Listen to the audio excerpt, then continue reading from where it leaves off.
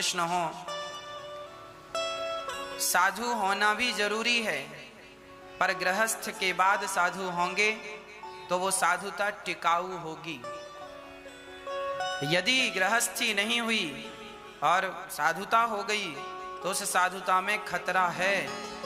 बहुत साधु तो भगवान की कृपा पात्र होते हैं, जो भगवत कृपा का अनुभव करते हैं। पर भगवान शंकर जी ने विवाह किया और देखो विवाह के बाद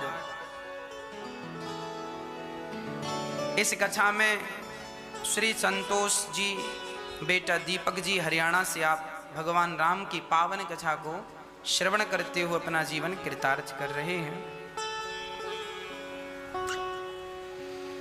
भगवान शंकर का जब विवाह हुआ तो देखो पति पत्नी का कर्तव्य क्या है, धर्म क्या है। माता पार्वती भगवान शिव के पास आई और हाथ जोड़ करके प्रार्थना की। माता पार्वती ने शंकर जी से कहा, हमें राम जी की कथा सुनाइए। मतलब गृहस्थ आश्रम में रहकर काम की कथाएं ना हो, काम मतलब वासना, काम कथा ना हो, राम कथा हो, राम जी का चिंतन हो। राम जी का जो पति पत्नी सदा भगवान के चिंतन में खोए रहते हैं, जो पति पत्नी भगवान का अहर्निश चिंतन करते हैं, नाम जपते हैं, वह धन्य है। गृहस्थ लोग, गृहस्थी लोग धन्य हैं वो। माता पार्वती ने प्रश्न किया कि हे भोलेनाथ, हमें राम जी की कथा सुनाइए। क्या दशरथ जी के पुत्र जो राम हैं, क्या वनवास में जो सीता जी करते, मेरी सीता कहाँ हो, सीता कहाँ हो, तो ये सीता को ढूंढने वाले राम, वन वन में सीता की खोज करने वाले राम, और दशरथ जी के बेटे राम, और जिन राम का आप ध्यान लगाते हैं, क्या ये एक ही हैं या फिर अलग अलग हैं? ऐसा माता पार्वती ने प्रश्न किया। प्रश्न ये भी किया कि प्रभु राम जी के जन्म कैसे हुआ, क्यों हुआ, राम जी ने कैसी कैसी लीलाएं की, रावण को क्यों मारा, सारा राम चरित्र कैसी बाल लीलाएं थी, संपूर्ण भगवान का एक भी चरित्र ना छूटे। ऐसे प्रश्न माता पार्वती ने अपने पति भगवान शंकर से किया। जब भगवान शंकर ने ऐसे प्रश्न सुने तो भगवान शंकर तो बड़े गदगद हो गए।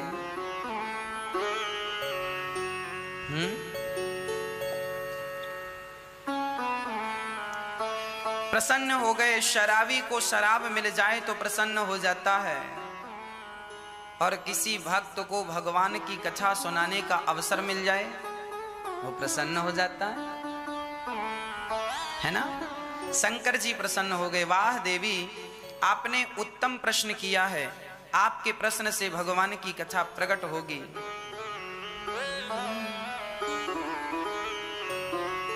बंदाऊं बाल रूप सोई राम,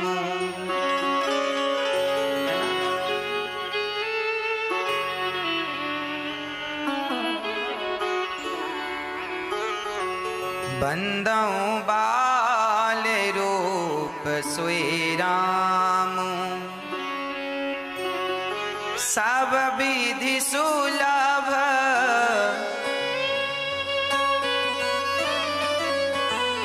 जपत जसु नामु, मंगल भवन या मंगल हारी,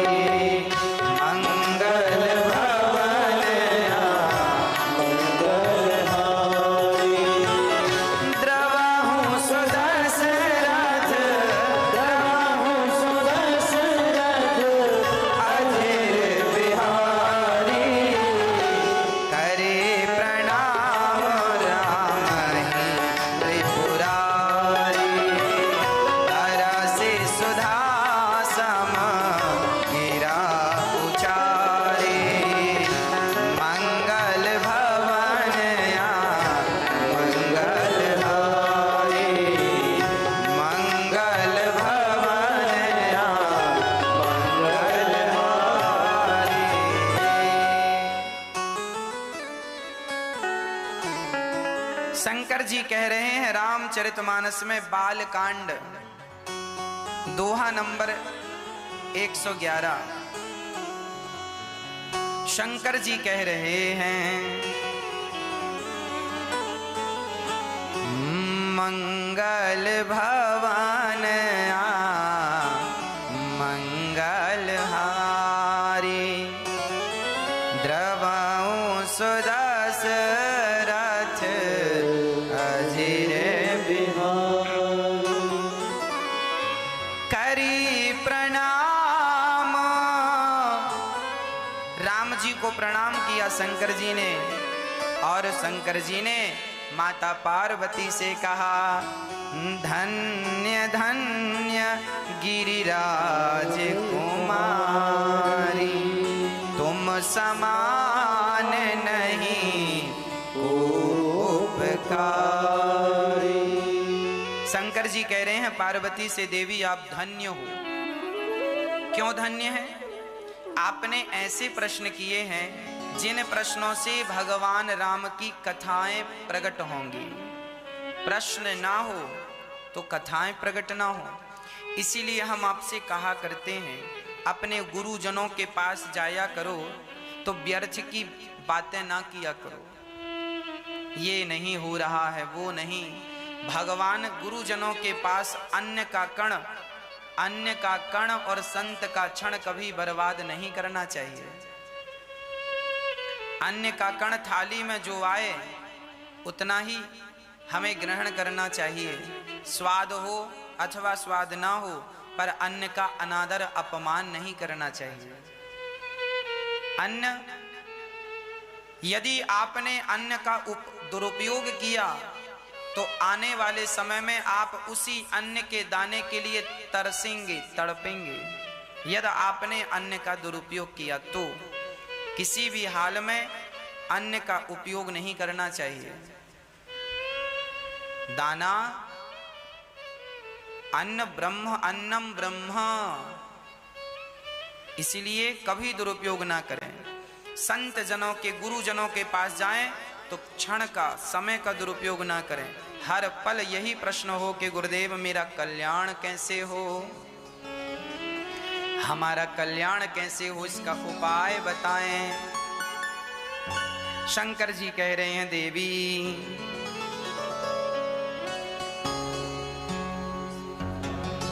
पूछे हूँ रघुपति कथा प्रसंगा सकल लोक जग पावन गंगा तुम रघुवीर चरण अनुरागी कीन्हु प्रश्न जगत हित लागी जिन हरि कथा सुनी नहीं काना श्रवण रंध्र वही भवन समाना। शंकर जी कह रहे हैं देवी धन्य हैं आप जो आप कथा श्रवण कर रही हैं। धन्य है आपके अंदर वो प्रेम जो भगवान के प्रति आप औरों को भी जोड़ना चाहती हैं। सुनिए, जिनके कान कथा नहीं सुनते उनके कान चूहे के बिल की तरह, उनके कान चूहे के बिल की तरह है। किनके कान? जो कथा नहीं सुनते।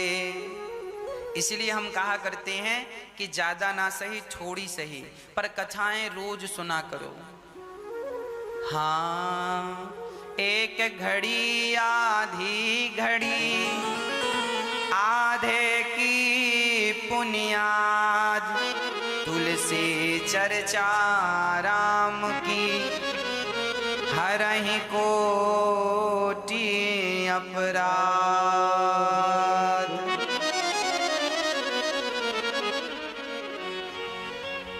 जिनका सिर भगवान के चरणों में, माता पिता के चरणों में नहीं झुकता, उनका सिर तो तुम भी जानते, तुम भी, एक कड़वी लौकी होती है, उस लौकी का कमंडल बनता है। संतों के पास पुराने जमाने में लौकी का कमंडल होता था, कमंडल के आकार की लौकी होती थी। जिनका सिर भगवान के चरणों में नहीं झुकता, तो तुम्हारी ये जो खोपड़ी है ना, ये भी कड़वी लौकी की, लौकी भी एक लौकी होती है लंबी वाली, एक लौकी होती है मोटी सी, ऐसे छोटे से घड़े के जैसे लौकी होती है ना, तो तुम्हारा सिर भी गोल है और लौकी भी गोल। तो जिनका सिर भगवान के चरणों में नहीं झुकता, उनका मस्तक तो कड़वी लौकी की तरह है, कोई अर्थ नहीं है उसका, सब्जी भी नहीं बन सकती उसकी। कड़वी लौकी की तो सब्जी, सामान्य लौकी की तो सब्जी बनती है, पर कड़वी लौकी की तो सब्जी भी नहीं बनती। तो उनका सिर कड़वी लौकी की तरह है, जो भगवान के चरणों में नहीं झुकता। इसीलिए हम कहा करते हैं कि अपना सिर सदा भगवान के चरणों में झुकाए रखो। अब कहीं झुकाने की जरूरत ना पड़े। जिनका सिर भगवान के चरणों में झुक गया है, सच कहता हूं, उन्हें कभी कहीं सिर झुकाने की जरूरत नहीं पड़ती। और जिनका सिर भगवान के चरणों में नहीं झुका, वो दरबार में जा जा के लोगों के चरणों में अपना सिर झुकाने को मजबूर हो जाते हैं। इसीलिए एक भगवान के सामने झुक जाने के बाद फिर तुम्हें कहीं झुकने की जरूरत नहीं है। भगवान के चरणों में समर्पण कर दो। अब कहीं, अब किसी महफिल में जाने की हमें फुर्सत नहीं। एक था सिर झुक गया दरबार में, एक था सिर झुक गया दरबार में। अब कहीं सिर को झुकाने के हमें फुर्सत नहीं। एक बार भगवान के चरणों में झुका लो, फिर कहीं झुकाने की जरूरत नहीं। ये जो आंखें हैं हमारी मिल गई हैं श्याम से, अब कहीं आंखें मिलाने के हमें फुर्सत नहीं।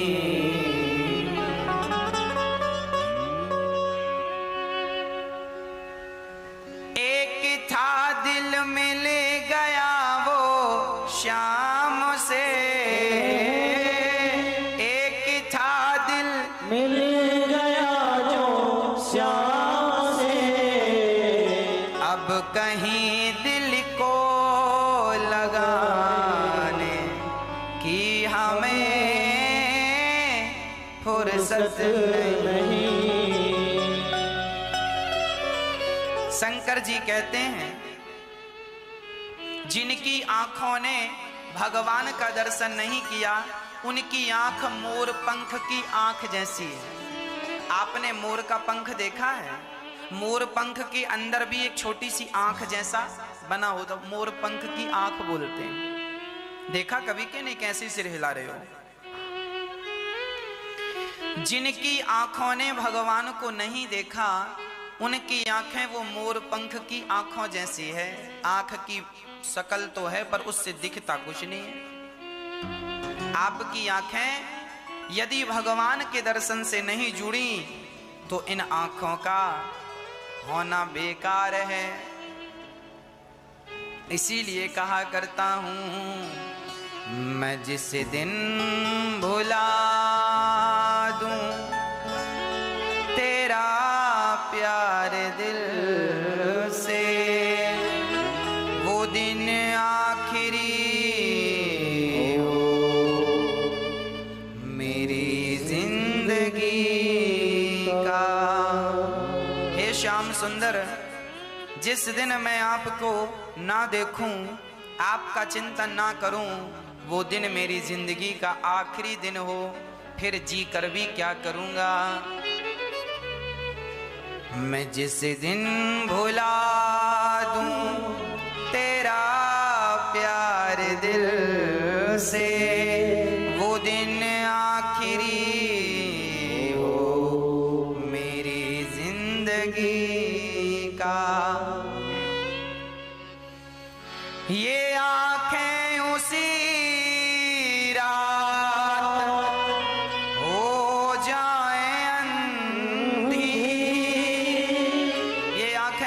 अंधी हो जाएं श्याम सुंदर, जिस दिन आप सपने में ना आए।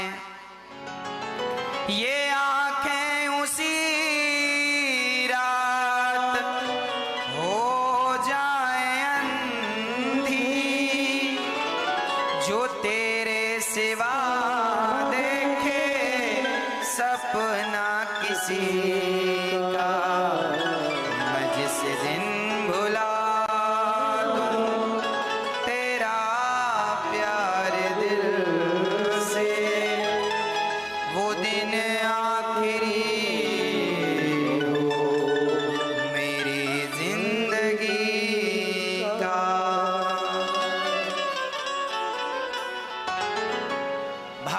के बिना भी जीकर क्या करेंगे। जब माता कुंती को पता चला कि कृष्ण धरती छोड़कर चले गए धराधाम, उसी क्षण माता कुंती ने प्राण त्याग दिए। तेरे बिना भी क्या जीना प्रभु, आपके बिना जीकर क्या करेंगे। शंकर जी कहते हैं, देखो देवी, आपने बहुत सारे प्रश्न किए हैं, बहुत अच्छे थे, पर एक बात मुझे अच्छी नहीं लगी। कहीं सुनहि यस अधम नर, ग्रसे जे मोह पिशाच, पाखंडी हरिपद विमुख, जानहि झूठ न साच। पार्वती जी ने कहा, ऐसा मैंने क्या पूछ लिया कि आपको बुरा लग गया। शंकर जी बोले, बात तो सब ठीक है, पर एक बात तुमने गलत पूछी। क्या? बोले, आपने ये कहा कि क्या दशरथ जी के बेटे राम और जंगल में ढूंढने वाले सीता को राम और जिनका ध्यान मैं करता हूं, क्या ये अलग अलग राम हैं? बोले, ऐसा प्रश्न तो पूछना भी मूर्खता है। ऐसी बातें करना पार्वती, तुम ये प्रश्न पूछ रही हो, तुम्हें शोभा नहीं देता। ऐसा प्रश्न कोई मूर्ख आदमी करे तो बात समझ में आती है। ये प्रश्न कौन कौन कर सकते हैं? कहीं सुनहि यस अधम नर, ऐसा प्रश्न करने वाला कौन है? अधम, जो ये कहे कि राम क्या अलग अलग हैं। एक सज्जन हमारे पास आए, बोले, महाराज जी, आपको पता है राम जी कितने होते हैं? हमने कहा, हमने तो एक ही राम को जाना है। माता रामो मत पिता रामचंद्र, स्वामी रामो मत सखा रामचंद्र। हम तो एक ही राम को जानते हैं। आप कितनों को जानते हैं? बोले, एक राम दशरथ का बेटा, एक राम घट घट में लेटा, एक राम का सकल पसारा, एक राम का सब जग सारा। उन्होंने 4 राम कह दिए, तब हमें ये दोहा याद आ गया। हमने कहा, ऐसी बात करने वाले अधम लोग होते हैं। ऐसी बातें करने वाले कौन लोग होते हैं? अधम। और सुनो, पाखंडी लिखा है, ये देखो रामचरितमानस के बालकांड का दोहा नंबर 114, आप पढ़ के देख लीजिएगा। क्या लिखा है? शंकर जी फटकार लगा रहे हैं, डांट रहे हैं, पार्वती जी को नहीं। पार्वती जी ने जो बात की है, उन्होंने तो विवेकपूर्ण बात की है, पर उनके द्वारा उन लोगों को शंकर जी फटकार रहे हैं जो ऐसी बातें करते हैं उल्टी सीधी। कि राम जी, एक सज्जन आए, बोले, राम जी, एक राम दशरथ का बेटा, एक राम घट घट में लेटा, एक राम का सकल पसारा, एक राम का सब जग सारा। 4 राम। हमने कहा, यहाँ आओ। हमने कहा, इसको ऐसे ना बोला करो। तो बोला, कैसे बोला करें? हमने कहा, तुम गलत बोल रहे हो। तो बोला, सही क्या है? हमने कहा, सही ऐसे है, वही राम दशरथ का बेटा, वही राम घट घट में लेटा, उसी राम का सकल पसारा, उसी राम का सब जग सारा। अभी 4 राम हो गए थे ना, और अब इस बात को कहने से कितने राम हो गए बताओ भाई? एक राम दशरथ का बेटा, एक राम घट घट में लेटा, एक राम का सकल पसारा, एक राम का सब जग जारा। यदि ऐसा कहेंगे तो 4 राम हो गए ना। जबकि ये बात गलत है। लोग अपने ढंग से ही कह देते हैं कुछ भी। ये ऐसा नहीं, ये ऐसा है। वही राम जब आपसे कोई ये कहा करे कि राम 4 हैं, तो तुरंत जवाब दिया करो उनके मुंह में, फेंक के मारा करो जवाब। सुन, वही राम दशरथ का बेटा, वही है। तेरा दिमाग खराब हो गया। अच्छा, आप जरा अपनी एक आंख में हल्की सी उंगली ऐसे करके ऐसे जरा देखेंगे ना, तो चंद्रमा 2 नजर आते हैं। अभी प्रैक्टिकल करके देखो, ऐसे उंगली हल्का सा दबाना, पूरी अंदर ना चली जाए उंगली। हल्का सा आंख में उंगली रखेंगे ना, तो एक आदमी 2 दिखता है, हाँ या ना? अभी आप एक हैं, हमारे सामने राम सिंह एक बैठा है, पर हम उंगली यहां आंख में रखेंगे ना और हल्का सा दबाएंगे, तो वह एक व्यक्ति हमें 2 नजर आएगा, हाँ कि ना? होता है ऐसा कि नहीं? हम झूठ तो नहीं कह रहे हैं, होता है। अब एक आदमी 2 जगह दिख रहा है, इसका मतलब वह आदमी बुरा है, वो आदमी बुरा नहीं है। तुम्हारी आंखों में दोष है, तुम्हारी आंख ही कुछ टेढ़ी भाग रही है, इसीलिए एक चंद्रमा 2 दिखता है। उसी तरह जिनकी आंखों में मोतियाबिंद हो गया है, जो मूर्ख हो गए हैं, वह लोग ऐसा कहते हैं कि एक राम दशरथ का बेटा, एक राम घट घट में लेटा, एक राम का सकल। इनसे कहा करो तुम गलत कह रहे हो। वही राम दशरथ का बेटा, वही राम घट घट में लेटा, उसी राम का सकल पसारा, उसी राम का सब जग सारा। तो एक ही हो गए ना। और बहुत सारे हमारे भारत में ऐसे लोग हैं जो आप लोगों को ये बातें कह कह के अपने पंथ से जोड़ते रहते हैं, आपको बेवकूफ बनाते रहते हैं। हमारे भारत में ये ऐसी उल्टी बातें करने वाला एक पंथ है, मैं नाम लेकर के झगड़ा मोल नहीं लेना चाहता, पर आप लोग जानकार हैं तो जानिए। कुछ लोग ऐसे होते हैं जो आपको ऐसा बरगलाते हैं, भड़काते हैं। आप लोग रामचरितमानस पढ़ते होते ना, तो आप उन लोगों की भड़कावे में कभी ना आते, क्योंकि यहाँ स्पष्ट लिखा है। यही प्रश्न माता पार्वती ने पूछा, क्योंकि माता पार्वती को पता था कि कलयुग में ऐसे दुष्ट लोग पैदा होंगे, तो पहले से ही निर्णय करके चलो। अब शंकर जी कहते हैं कि देखो, कोई भेद नहीं है, वही राम है, वही दशरथ जी के बेटे हैं, वही वनवास गए, वही हम जिन राम का हम ध्यान करते हैं, शंकर जी ने कहा ये वही राम है जिनकी हम कथा सुना रहे हैं, वही दशरथ जी के बेटे। पार्वती जी ने प्रश्न किया कि भगवान सगुण हैं, तो फिर यदि भगवान निर्गुण हैं, निराकार हैं, तो फिर वो सगुण साकार बनकर कैसे आए? तब शंकर जी ने कहा अगु सगुण है अगु नहीं कछु भेदा, गावहि मुनि पुराण बुध वेदा, अगुण अरूप अलख अज जोई, भगत प्रेम बस सगुण सो होई।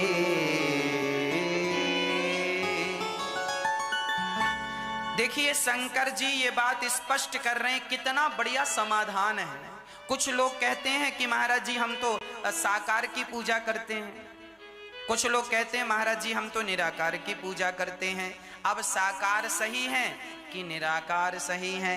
तो शंकर जी ने कहा सगुण है अगुण नहीं कछु भेदा, गावहि मुनि पुराण बुध वेदा। सगुण और निर्गुण, साकार और निराकार, इसमें कोई भी अंतर नहीं। भगवान शंकर जी ने एक दृष्टांत देकर माता पार्वती जी को सुनाया। सुनो देवी, बात ऐसी है कि जैसे देखो उदाहरण शंकर जी दे रहे हैं, जो गुण सहित सगुण सोई कैसे, जलूहे में उपल बिलग नहीं जैसे। देखिए शंकर जी कह रहे हैं कि जैसे पानी, अब कोई पानी को पकड़ना चाहे तो क्या पानी को पकड़ा जा सकता है? बोलो, नहीं, पानी को नहीं पकड़ा जा सकता। पर उसी पानी का बर्फ बना दिया जाए तो बर्फ को पकड़ा जा सकता है कि नहीं? हाँ या ना? जबकि बर्फ में और पानी में क्या अंतर है, मैं आपसे पूछना चाहता हूं। मैया जी, ओ मेरी माँ, कोई अंतर है? कोई अंतर है? नहीं। जैसे पानी ही बर्फ है और बर्फ ही पानी है, जैसे पानी को नहीं पकड़ा जा सकता पर बर्फ को पकड़ा जा सकता है, जबकि अंतर कुछ नहीं है पानी और बर्फ में। उसी तरह निराकार को पकड़ा नहीं जा सकता, पर वही निराकार जब साकार बनता है तो उनके चरण पकड़े जा सकते हैं। तो भक्तों के लिए कि भक्त मुझे देख सकें, वही निराकार, वही पानी बर्फ बन गया, वही निराकार सगुण साकार बन गया। किसके लिए? भक्तों के लिए।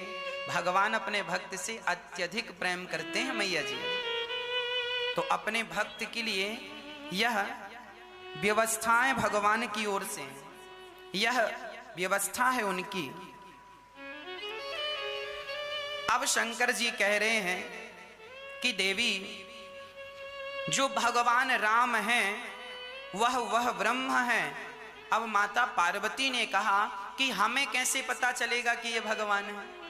तब शंकर जी ने कहा, बिनु पद चलहि सुनहि बिनु काना। आप जितने हिंदू लोग हो और जितना भगवान से आप जुड़े हुए लोग हो, आप में से जो लोग भगवान से जुड़े लोग हैं, आध्यात्म से जुड़े लोग हैं, आप लोगों को इन प्रश्नों का उत्तर अपने पास प्रमाण के साथ रखना चाहिए। कभी कोई आपसे प्रश्न कर दे कि भगवान किसे कहते हैं, आपसे कोई प्रश्न कर दे कि बताओ, कोई मुसलमान आपसे प्रश्न कर दे कि भगवान किसे कहते हैं, तो क्या जवाब होगा? आज हिंदू लोग, परेशानी यह है कि हिंदू लोग अपनी संस्कृति, अपने धर्म को सही ढंग से जानता नहीं है। ना जानने के कारण दूसरे धर्म के लोग आपका धर्म परिवर्तन करने की बात कर देते हैं, क्योंकि आपको अपने धर्म का ज्ञान नहीं है।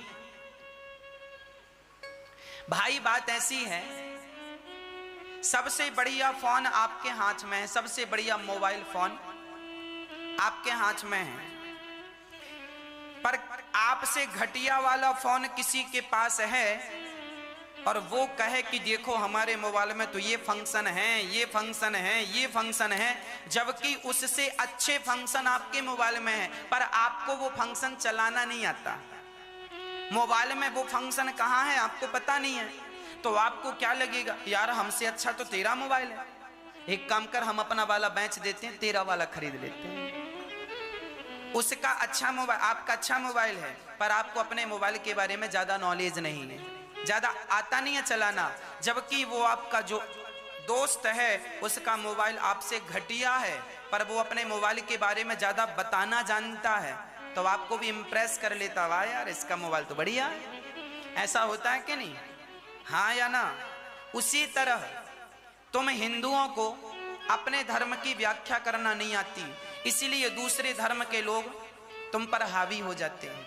अपने प्रश्न का आपसे कोई प्रश्न कर लेता है ना, कोई मुसलमान, कोई क्रिश्चियन आपसे प्रश्न कर ले कि बताओ साहब तुम्हारे धर्म में भगवान ने अवतार कितनी बार लिया, तुम्हारे अवतार कितने हैं? तुम बता ना पाओगे, तुम्हें ज्ञान नहीं है। तुम कहना पाओगे कि 24 अवतार हैं, और वो पूछ लिया कि 24 अवतार का नाम बताओ, तो आप बिल्कुल चुप हो जाएंगे। आपको अपने धर्म का नॉलेज नहीं है। और याद रखना, आपको अपने धर्म का नॉलेज नहीं है तो फिर आप अपने बच्चों को भी नॉलेज दे नहीं पाते। जबकि मुसलमान का छोटा सा बच्चा सिर में टोपी लगा के नमाज पढ़ने जाता है, और हिंदू का बच्चा, उसे तो यह भी नहीं पता होता कि राम जी कौन है, कृष्ण जी कौन है। विडंबना यह है कि मुसलमान अपने बच्चों को अपने धर्म की तालीम देते हैं, शिक्षा देते हैं, पर हिंदू सोचता है कि इससे क्या होगा। अरे भाई, इमारत खड़ी करनी है तो उसका बेस, उसकी नींव तैयार होनी चाहिए। आपको अपने धर्म का नॉलेज होना चाहिए, अपने धर्म का ज्ञान होना चाहिए। यदि धर्म का ज्ञान होगा तो आप 1000 लोगों के बीच में बोल पाएंगे कि ना साहब, हमारा सनातन धर्म ही सबसे श्रेष्ठ है। अब मुसलमान कहे कि साहब हमारा धर्म सबसे पुराना है, और वहां 4 हिंदू बैठे हों, तो तुम हिंदू लोग कैसे सिद्ध कर पाओगे कि तुम्हारा धर्म ही सबसे पुराना है? करके दिखाओ। मुसलमान तो अपनी कुरान की आयत पढ़ देगा, ये आयत है, ये आयत है, ये तुम्हारे पास क्या, तुमको तो नॉलेज ही नहीं है। जबकि तुम्हारा सनातन धर्म सबसे श्रेष्ठ धर्म है। सनातन धर्म कितना पुराना है आपको पता है? हमारा सनातन धर्म करोड़ों वर्ष पुराना है। मुस्लिम धर्म कितना पुराना है? मुस्लिम धर्म के संस्थापक कौन थे? मुस्लिम धर्म के संस्थापक थे, उनके जो वो नाम लेते हैं, क्या नाम लेते हैं? मोहम्मद साहब इस्लाम धर्म के संस्थापक थे। ईसाई धर्म के संस्थापक ईसा मसीह थे, है ना। अब जरा आप हिस्ट्री उठा के देखो, गूगल से पूछ के देखो कि मोहम्मद साहब का जन्म कब हुआ था।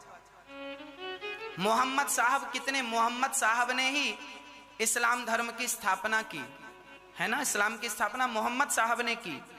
अब जरा पूछिए गूगल से कि मोहम्मद साहब कब आए, तो पता चलेगा कि लगभग 1400-1500 साल पहले। हिजरी, मुसलमानों का जो हिजरी होता है वो 1400 ईस्वी है। अभी आप देख लीजिए उठाकर, 1400 अधिक से अधिक 1500। हिजरी 1400 और 1500 चल रही है मुसलमानों के अनुसार से। प्रमाण बोल रहा हूं मैं, कोई भी प्रमाण इसका ले सकता है और दे सकता है। ईसाई कितना पुराना है?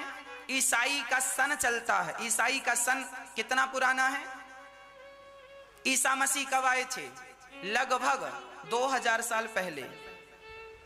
तो प्रमाण क्या है? आज सन कौन सा चल रहा है? 2021 चल रहा है प्रेजेंट में। ये सन चल रहा है 2021। अब सुन लो, हम हिंदुओं का ना तो हिजरी है, हम लोग ना हिजरी मानते हैं ना सन मानते हैं। हमारे हिंदू धर्म में संवत चलता है। हमारा संवत चल रहा है 2077 कि 78। हमारा 2078 चल रहा है। संवत कौन सा चल रहा है? 2078, 78। तो सारी दुनिया अभी 2021 में है। आप कहां हैं? 2021 में। और हम हिंदुओं का पंचांग सन से नहीं चलता साहब, संवत से चलता है। विक्रम संवत 2078 प्रेजेंट में। तो अब हम 2078 में हैं और वो 2021 में है। तो आप समझ लीजिए कि कौन बड़ा है, कौन प्राचीन है। तो ये जवाब प्रमाण के साथ आपसे कोई पूछे कि तुम कैसे बड़े हो, तो ये जवाब तुरंत दे सको। इसके लिए आपके बच्चों को नॉलेज होना चाहिए, तब तो चार लोगों के बीच में तुम बात कर सकते हो। नहीं तुमको तो कोई भी चुप करा देगा। तुम्हें तो ज्ञान नहीं है। ज्ञान होगा तो तुम बोलने की ताकत रखोगे, नहीं तो चुपचाप बैठे सुनते रहो। याद रखना, अत्याचार अनाचार उन्हीं पर होता है जिनको ज्ञान नहीं होता। जिनको नॉलेज है, ज्ञान है, उन पर कोई अत्याचार नहीं कर सकता। वो जानते हैं क्या सत्य है, क्या मिथ्या है, क्या असत्य है। हमारा सनातन धर्म साइंस, अब मैं चलो ना हिंदू ना मुस्लिम ना सिख ईसाई किसी की बात ना करूं, अब मैं बात करूं साइंस की। साइंस क्या मानता है? साइंस कितने साल पुराने का इतिहास जानता है? साइंस केवल मोहनजोदड़ो हड़प्पा संस्कृति को जानता है। साइंस के पास इससे पुराना इतिहास मौजूद नहीं है। आज नासा के वैज्ञानिकों के पास, पूरी दुनिया के साइंटिस्टों के पास मोहनजोदड़ो हड़प्पा संस्कृति से पुराना कोई इतिहास मौजूद हो तो बताओ। 6वीं 7वीं 8वीं 9वीं 10वीं क्लास में हम लोगों को हड़प्पा संस्कृति मोहनजोदड़ो के विषय में पढ़ाया गया था, मैंने भी पढ़ा। ये इतिहास कितना साल पुराना है? साइंस कहता है 2000 साल पुराना। 1800 से 2000 साल पुराना इतिहास मोहनजोदड़ो हड़प्पा संस्कृति का है, ये साइंस कहता है। अब सुनना, साइंस भी 2000 साल पुरानी बात करता है, इससे आगे की बात तो साइंस भी नहीं कर पाता, पर हमारा सनातन धर्म कितने साल पुरानी बात करता है जरा सुनो। हम 5,500 साल पुरानी बात करते हैं। कितने साल पुरानी? 5,500 साल पुराने सनातन धर्म। मैं सबूत के साथ बात करूंगा।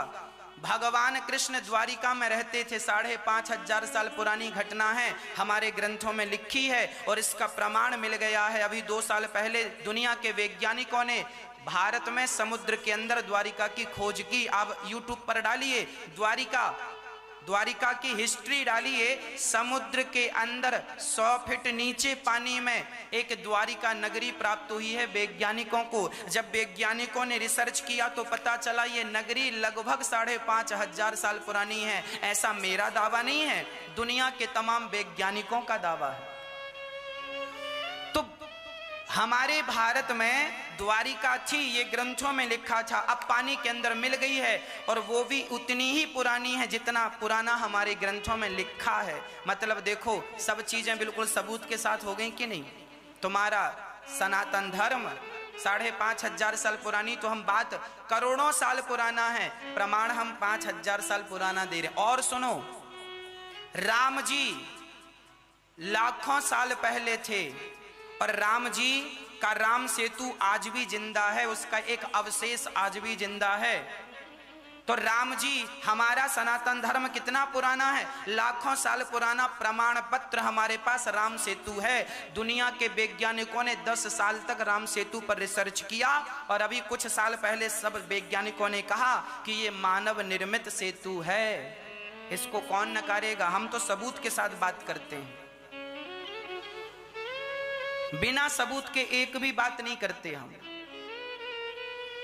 तो हम आपको केवल ये कहना चाह रहे हैं कि आपके पास अपने धर्म का इतना नॉलेज हो जाए, आपके बच्चों को इतना नॉलेज दीजिएगा कि कल को 4 लोगों के बीच में आपकी बोलती बंद ना हो जाए। अपने धर्म की रक्षा करना चाहिए और धर्म की रक्षा तब करना होगा जब आपको अपने धर्म का नॉलेज होगा ही नहीं तो आप क्या करेंगे धर्म की रक्षा? भगवान इस धरती में क्यों आते हैं?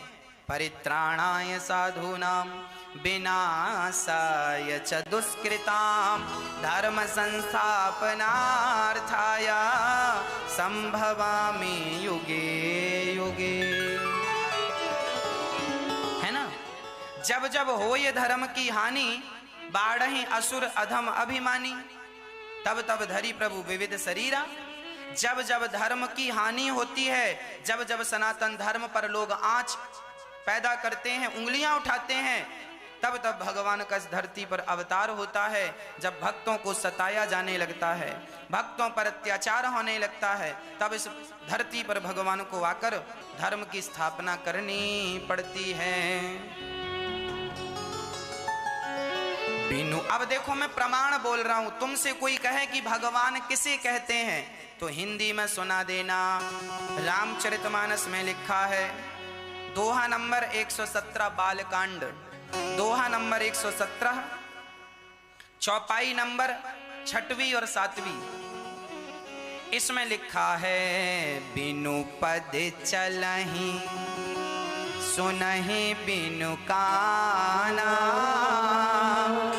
कर बिनु करम करई विधि नाना, आनन सहित सकल रस भोगी बिनु वाणी बकता बड़ जोगी।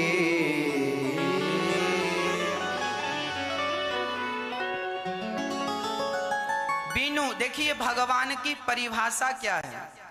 भगवान की परिभाषा है बिनु पग चलहि सुनहि बिनु काना।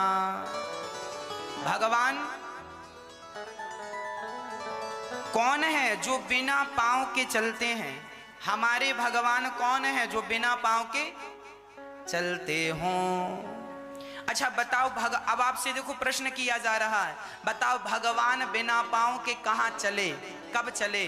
उदाहरण के साथ बताओ। आप में से कोई को नॉलेज है इस बात का? बताइए भगवान बिना पांव के कब चले? आपको कोई प्रश्न कर दे कि तुम्हारे भगवान कैसे भगवान है, क्या विशेषता है भगवान में, तो भगवान की विशेषता क्या है? ये है बिनु पग चलहि बिनु पद चलहि। भगवान बिना पांव के चलते हैं। कहां चले? कहां चले बताओ?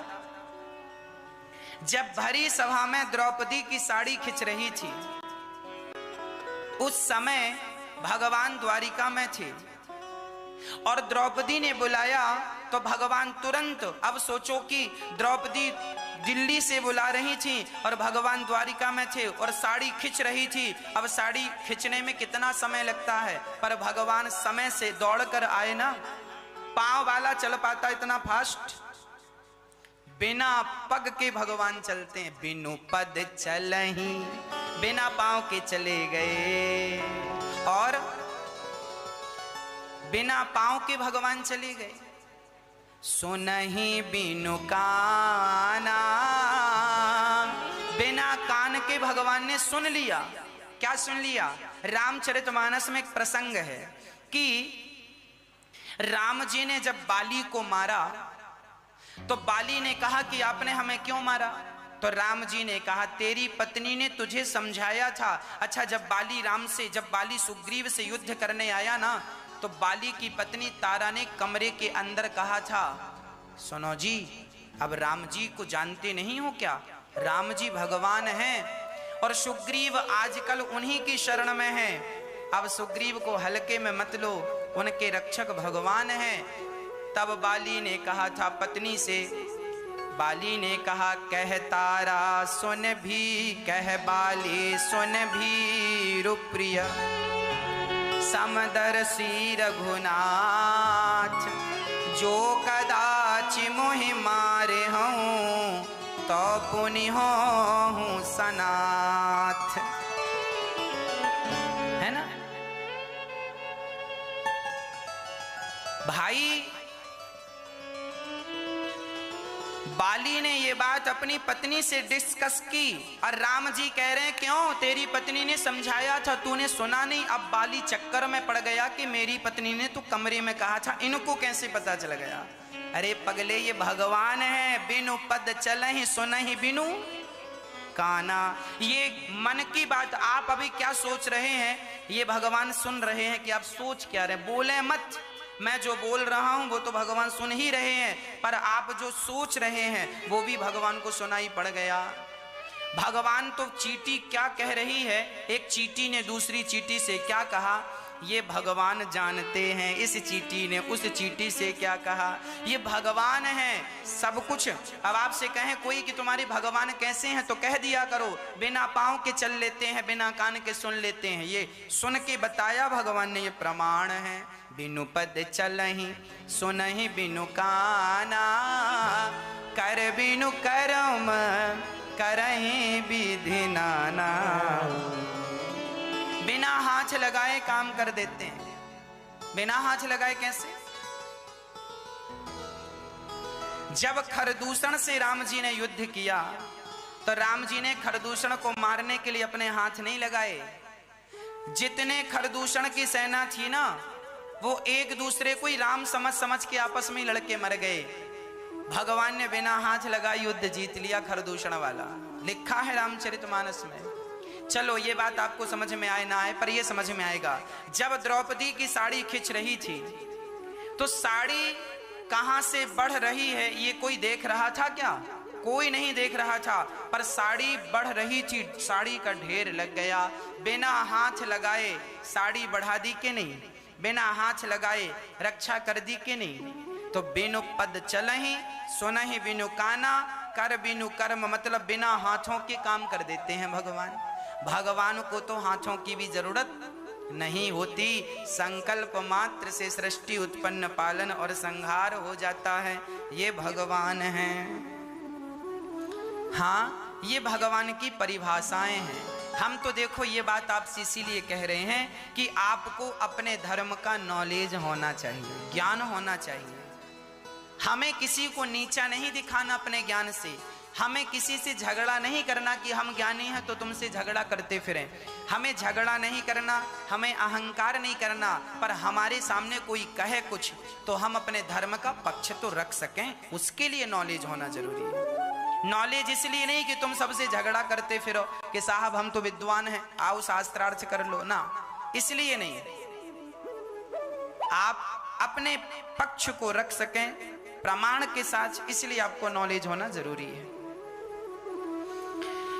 अब देखिए, शंकर जी ने कहा पार्वती से, सुनो देवी, भगवान तो देखो अतर्क हैं, राम अतर्क बुद्धि मनवानी,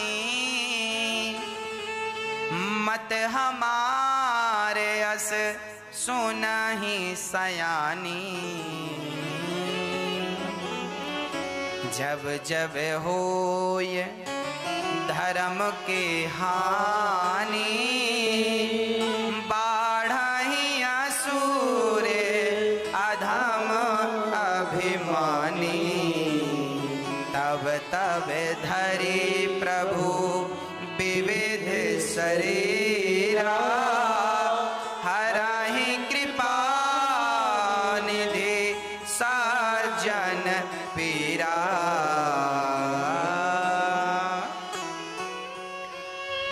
एक सज्जन हमसे बोले, महाराज जी हम भगवान को नहीं मानते। एक सज्जन ने हमसे कहा, महाराज जी हम भगवान को नहीं मानते। हमने पूछा क्यों नहीं मानते? अरे बोले, महाराज जी भगवान यदि हैं तो दिखते क्यों नहीं? है तो दिखना चाहिए। अब जो चीज नहीं दिखती हम नहीं मानते क्योंकि प्रमाण नहीं। हमने कहा सुनो,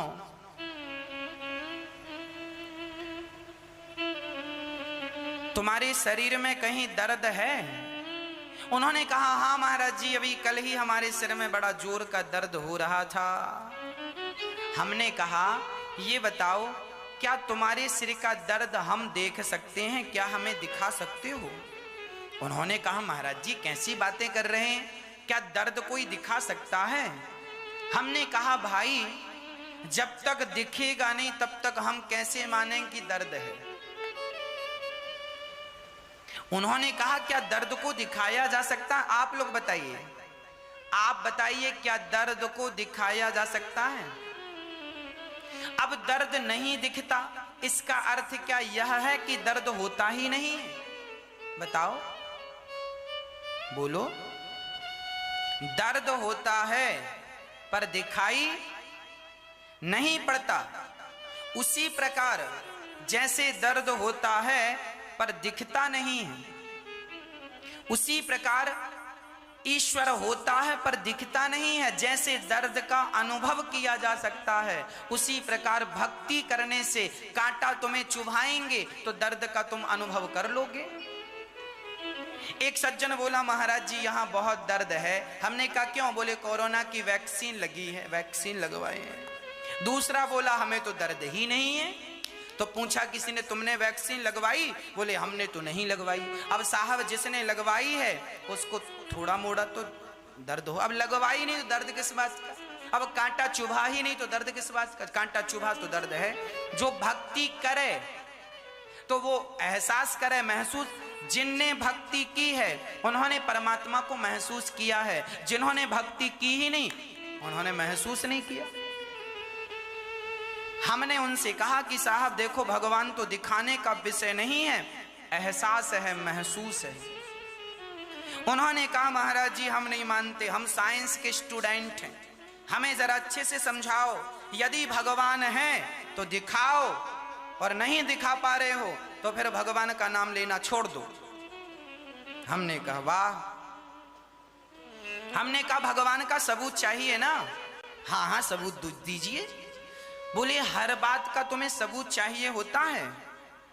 बोले हाँ, हम साइंस के स्टूडेंट हैं, बिना सबूत के कोई बात नहीं करते। हमने कहा तो फिर ये बताओ, तुम्हारे जो पिताजी हैं, पापा जी, ये तुम्हारे ही पापा हैं, इसका कोई सबूत है तुम्हारे पास? अरे महाराज जी हाँ हमारे पापा हैं। हमने कहा तुमने कभी डीएनए टेस्ट कराया है अपने पापा का, अपने से मैच का? हो सकता तुम्हारी मां झूठ बोल रही हो, क्या सबूत है इस बात का तुम्हारे पास? उसने कहा महाराज जी मां ने कहा, हमने मान लिया। हमने कहा कि जब मां के कहने से तुम जिंदगी भर ये बात मानते हो कि ये पुरुष मेरा बाप है, तो फिर गुरुजनों के और शास्त्रों के कहने से ये बात क्यों नहीं मान लेते कि ये भगवान है? जब पिता पर संदेह नहीं तो पिता का भी पिता भगवान है, उस पर संदेह नहीं। ईश्वर संदेह का नहीं, ईश्वर श्रद्धा का विषय है। उसे संदेह से नहीं, उसे तर्क की कैंची से काटोगे तो वो बात कटती चली जाएगी। यहां तर्क काम नहीं करता, ईश्वर अतर्क है। ये लिखा है रामचरितमानस में। रामचरितमानस में लिखा है, दोहा नंबर 120, बालकांड, चौपाई नंबर 3, ये लिखा है राम अतर्क बुद्धि बल बानी। राम अतर्क है, उसे तर्क से ना जाना जा सकता है, ना तर्क के बल पर देखा जा सकता है। ईश्वर अतर्क है।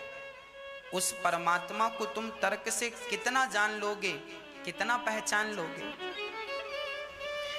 जब मैंने उस बच्चे से कहा कि महाराज जी, मैंने कहा अपने पिता का प्रमाण है, बोला महाराज जी मैं फिर भी आपकी बात नहीं मानूंगा। तब मैंने उसे तीसरा एग्जाम्पल दिया। मैंने कहा ये बताओ जहर पीने से क्या होता है? उस बच्चे ने, साइंस का स्टूडेंट था ना, साइंस वालों को समझाना कठिन होता है। हमने उन्हें समझाया। हमने कहा बेटा तुमने सुना होगा जहर पीने से क्या होता है? बोले जहर पीने से मर जाते हैं। हमने कहा इस बात को तुम मानते हो कि नहीं? बोला बिल्कुल मानते हैं, जहर पीने से मर जाते हैं। हमने कहा तुम साइंस के स्टूडेंट हो, बिना प्रैक्टिकल के कैसे मान रहे हो कि जहर पीने से मर जाते हैं? भाई पहले पी के देखो। तुमने पिया तो है नहीं और मान रहे हो कि जहर पीने से मर जाते हैं। अरे भाई जहर पीने से मर जाते हैं ये बात तो तुमने सुनी है ना, तुमने तो प्रयोग नहीं किया, प्रैक्टिकल नहीं किया। बिना प्रैक्टिकल के तुम कैसे मान रहे हो? तुम तो साइंस के स्टूडेंट हो,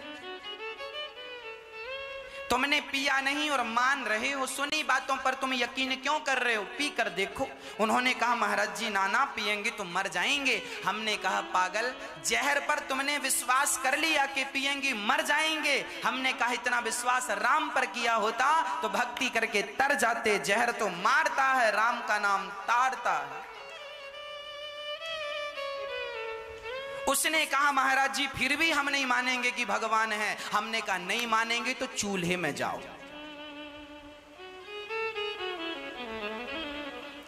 अब ऐसों को समझाने से भी क्या फायदा, जो समझे ही ना। रावण को भी बहुत समझाया था सबने, समझा ही नहीं। ऐसों को क्या समझाना जो समझे ही ना। क्या ऐसों के मुंह क्या लगना? ऐसों के मुंह ना लगा करो। हमारा फर्ज है समझाना, हमारा कर्तव्य है रास्ता दिखाना। उस रास्ते पर चलना ना चलना मर्जी आपकी है। हमने सत्य बता दिया, उस सत्य पर चलना ना चलना, उस सत्य को मानना ना मानना वो आपकी मर्जी है।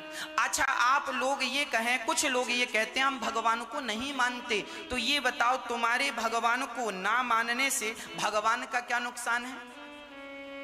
भगवान का क्या बिगड़ेगा? तुम मत मानो ना, नुकसान तुम्हारा है। अभी समझ में नहीं आ रहा है, आएगा। इसीलिए कहा करता हूं, एक भगवान ही है हम सबके रक्षक, एक ईश्वर ही है हम सबके रक्षक। इसीलिए उनकी शरण में हमें चलना चाहिए, वह श्रद्धा का सब्जेक्ट है। शंकर जी ने माता पार्वती से कहा, देवी सुनो, इस धरती पर भगवान तब तब अवतार लेते हैं जब जब धर्म की हानि होती है। एक बार उल्लुओं ने मीटिंग की, उल्लुओं ने कहा, क्यों भाई तुमने सूर्य को देखा? उन्होंने कहा, हमने तो नहीं देखा। बड़े बुजुर्ग सूर्य उल्लुओं से पूछा गया, सीनियर उल्लुओं से, क्यों भाई तुमने सूर्य देखा है? उन्होंने कहा, हमने तो नहीं देखा। उन उल्लुओं ने कहा, लिखित में कहा, सुनो, सूर्य नहीं होता, ये मनुष्य लोग पागल हैं, ये मनुष्य लोग पागल हैं। अब ये पागल हैं, अब उल्लू कह रहे हैं कि ये मनुष्य लोग पागल हैं। अब क्यों कह रहे हैं ये बात? क्योंकि उन्होंने कभी सूर्य को देखा नहीं है, कभी सूर्य को नहीं देखा। भाई, सूर्य को कभी उल्लुओं ने देखा ही नहीं, अब वो कह रहे हैं सूर्य नहीं है। उसी प्रकार जिस व्यक्ति ने उल्लू की बात मान ली, उल्लू कहता है सूर्य नहीं है, तो क्या उल्लू के कहने से नहीं है? अरे सूर्य है, उल्लुओं को नजर नहीं आते। उसी प्रकार भगवान है, कुछ उल्लुओं को नजर नहीं आते, इसमें उनका दोष है, भगवान का क्या कसूर है?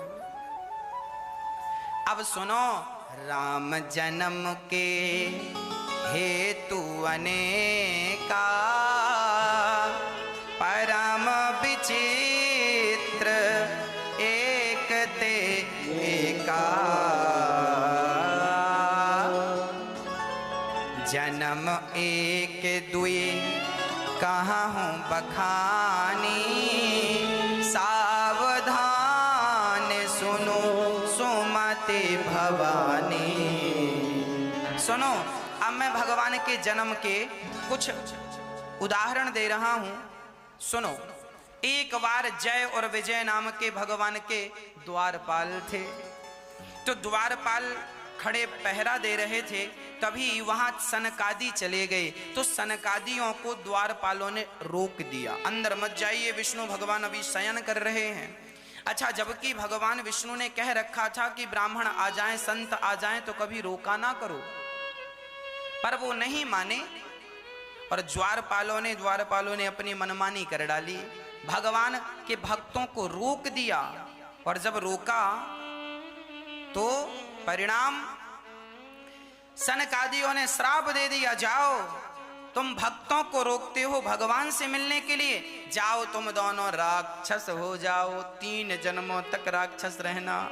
वही जय और विजय, फिर भगवान नारायण आए, क्या हुआ? बोले जय विजय चरणों में गिर पड़े, प्रभु हमें श्राप मिल गया, 3 जन्मों तक। भगवान बोले हम 4 बार अवतार लेंगे तुम्हारे लिए, चिंता ना करो। वही जय और विजय, एक जन्म में हिरण्याक्ष हिरण्यकश्यपु, दूसरे जन्म में त्रेता युग में रावण कुंभकर्ण, और द्वापर युग में शिशुपाल दंत वक्र बने। और भगवान ने 4 अवतार लेकर मारा, हिरण्याक्ष को बाराह बनकर मारा, हिरण्यकश्यपु को नरसिंह बनकर, रावण कुंभकर्ण को राम बनकर मारा, शिशुपाल दंत वक्र को कृष्ण बनकर के भगवान ने मारा। एक बार तो राम को इसलिए धरती पर आना पड़ा क्योंकि जय विजय को श्राप लगा था, अपने भक्तों के लिए भगवान को अवतार लेकर आना पड़ा। अब दूसरी बात सुनो, एक बार कश्यप और अदिति ने भगवान की बहुत तपस्या की, और वही दशरथ और कौशल्या बने और उनके राम पुत्र बनकर आए, और उनके लिए भगवान राम अवतार लेकर आए, उन माता पिता को सुख देने के लिए, इसलिए राम का अवतार हुआ। ये एक कल्प की बातें हैं। एक कल्प सुर देखी दुखारे, समर जलंधर सन सब हारे।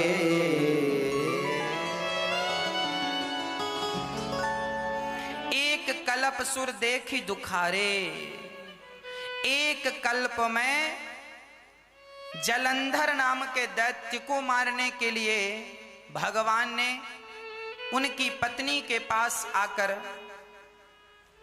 उनका पातिव्रत भंग किया, वृंदा का। तो वही जलंधर दूसरे जन्म में रावण हुआ और उसके लिए भगवान को राम बनकर आना पड़ा। एक कल्प।